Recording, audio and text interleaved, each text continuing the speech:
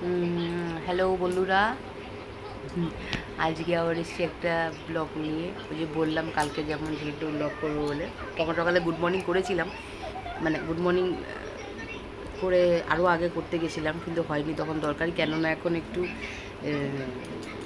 মানে সবাই কেমন আছো বলবো, যুদ্ধের রেশে আমরা রেশিত, যুদ্ধ চলছে ওখানে। এবার টেনশন চলছে একটু, সেটা হচ্ছে গ্যাস নিয়ে টেনশন।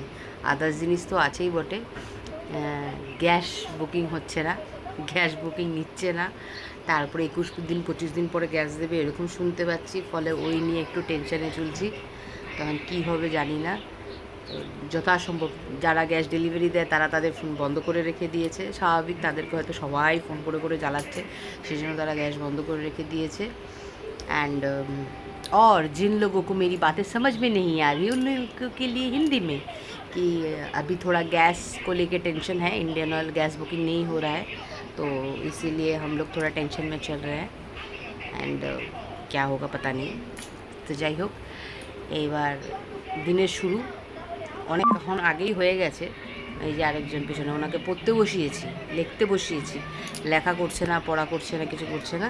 এই আমি যেই মা ফোনটা ধরেছে ভিডিও করবে বলে অমনি পেছন থেকে চলে এসে হাজির হয়ে গেছে। যাই হোক, দেখা যাক এখন কি করা যায়। গুড মর্নিং অনেকক্ষণ আগে হয়ে গেছে, আবার গুড মর্নিং করছে। অনেকক্ষণ ধরে ভেবে যাচ্ছিলাম মানে ভিডিওটা শুরু করব করে উঠতে পারিনি। দেখা যাক আজকে সারাদিনটা কেমন যায়, চলো দেখি। এখন সকালবেলা নিয়ে বসেছি হচ্ছে ব্রেকফাস্ট। সেটা হচ্ছে, যেহেতু এখন আমার ব্যাপারে বলবো আস্তে আস্তে, তো আমার এখন ডক্টর স্ট্রিক্টনেসের মধ্যে চলছে, লিভারের ব্যাপার আছে, অনেক কিছুর ব্যাপার আছে, তো সেই জন্য এখন চলছে আমার ওটসের চিলা।